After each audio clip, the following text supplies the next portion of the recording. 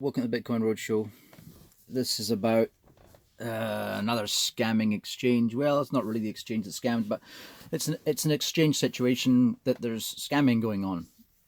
So a few years ago, maybe only 1 year ago, I don't actually remember. It's at least a year ago. The Cryptopia exchange got hacked. It seems like a pretty piss poor effort they made for security. They got hacked, and the way it works on exchanges is you don't have separate wallets per customer. So when you log in, it basically everyone's accessing the same crypto wallets. You have a Bitcoin wallet. It's called a holder wallet in an exchange, right? And you'll have a Bitcoin wallet, a Dogecoin wallet, a Cardano wallet, all that sort of stuff, right? And then what happens is in the database itself, that's where the ledger's done. So you understand that on a blockchain, what a blockchain is, it's a distributed ledger, right? Well, a database is just a centralized ledger.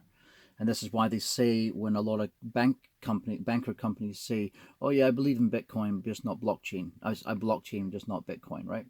Then you know they're talking crap, because a bank doesn't really benefit by having an open, transparent database, because that's what effectively a blockchain is, right?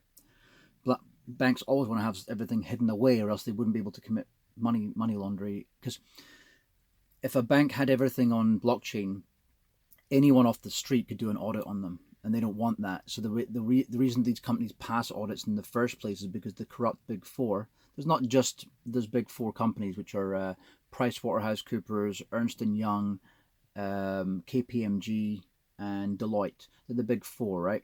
But there's far more other deep-grained corrupt institutions out there. Now, one of them is is doing the audit on Cryptopia, and the company's name is Grant Thornton. I just put a wee thing about this. I said, you lot are fucking useless. We know crypto wallets are not split out per customer. They're just in ledger. They're just in the ledger of the Cryptopia database. You guys are slower than cancer and clearly milking this liquidation job for all it's worth. Just like the Big Four, a pack of rubber accountants, right? Now that's the truth. Because here's what's happened so far. I think there's about 7.5 million left of crypto left on there. They have so far, in over 1 year, eaten up $1.5 million worth of legal fees, charged at a rate of, I think it's about $450 for each lawyer. And yeah, administration staff 125 to 160 an hour. That's more than administration staff get, but obviously they're charging them out. So someone that might get $40 an hour, they're charging them out at $160. You see, that's how it works. A tax partner, they might end up getting as much as $100 an hour, but they're charged out at $495. You see, the whole thing takes the piss. And this is how liquidations. This is how it's just like the legal system. The whole thing is corrupt to the core. So when it comes to politics, is underpinned by the corrupt financial institutions and their regulations, and it's underpinned by the corrupt legal institutions and the legal regulations, right? So right now we're at a stage of basically what they're doing is they're sucking all the money out of the company, and this is quite different to what happened to what do you call it, MtGOX in Japan. That was robbed in a very different way. That was robbed by the Japanese government, basically awarding the money that sat on the exchange that belonged to people. So imagine like you have in your bank account. Imagine people who invested in Bank of America. Let's say that's who you're with, Abysmal Bank. But let's say you decided to be with them for some crazy reason. And then you had some shareholders of Bank of America. Well, imagine in a bad time, what happened is they locked all the accounts down, and then instead of paying you money from your account, or even half of the money from your account, they just took all the money from your account and paid shareholders who had lost out. That's exactly what happened with MtGOX. So, really, it's. I actually trade on one exchange. I'm just looking up there. One is called Liquid over. That's based in Japan. Really, you shouldn't really trade on any exchange that's in Japan. And also now it looks like New Zealand either. I always thought New Zealand was a trustworthy country because if you put money into something, the government would give you up to 65,000 per lump. So back in the previous financial crisis, I knew a lady who Rumble's breeder, the one who bred Rumble. All those years ago, Rumble, 15 years ago, right? So yeah, I know it was about you. Yeah. So basically, his breeder, she put 750,000 into Western Bay Finance. She only got 65,000 back. If she put 65,000 into Western Bay Finance and Credit Union and a whole bunch of others, she would have got 65k back from each one that collapsed. These are things you need to understand about regulations in certain countries. But New Zealand, for the most part, is a country that's safe for trading, safe for doing business. Because fraud, unlike America and the UK, where fraud is basically something that's institutionally egged on. Of course, you have all these companies that existed, the PricewaterhouseCoopers and Deloitte and all these robber barons, but there's limitations to the amount of fraud they can commit in that country, right? But it looks like New Zealand is getting worse because, I mean, it's quite obvious here what they're doing is they're sucking this company dry. So it's a company that had to. What I don't understand is why they had to go into administration in the first place. Crypto's not regulated. It would have been much better if they'd said, right, we've been hacked. This is a simple fact. We can put our database on open to show. We can basically do a report to show everyone what's actually gone on, or we can liquidate. But you know what that means, or we can handle this liquidation ourselves. So much has been hacked. We're going to shut the exchange down. We're going to give money back based upon what's on the database, what belongs to each customer, or a proportional representation of that. I think everyone would have been happy with that. Knowing what happened with MtGOX, everyone would have been happy to say, you know what? Let's say the hackers just took all the cryptocurrency, all the Bitcoin, right, and everything else was still there. So let's say Bitcoin made up half of what was on there. Well, let's say even worse. Let's say it was just a third of what was on there. I would rather have back a third than enter something where I know that that liquidators are going to come in, because I know how slow these guys work. They work slow on purpose because their job is to suck as much money as they can out of it. They also work slow on purpose because no one's going to tell them to rush, because they get awarded these contracts on a plate. The big four and all these other smaller ones, like the company I just mentioned before, Grant Thornton. So you're always going to be sitting there waiting for ages. One thing I know about crypto is you want whatever you have now, because it could go up in value. It could also sink and become worthless. You want control of your coin. I'm pretty sure that the altcoins that I had on there, half of them would be worth nothing now. But I know that I had maybe well over 100,000 Cardano, for example. That's gone up sixfold or something. You know.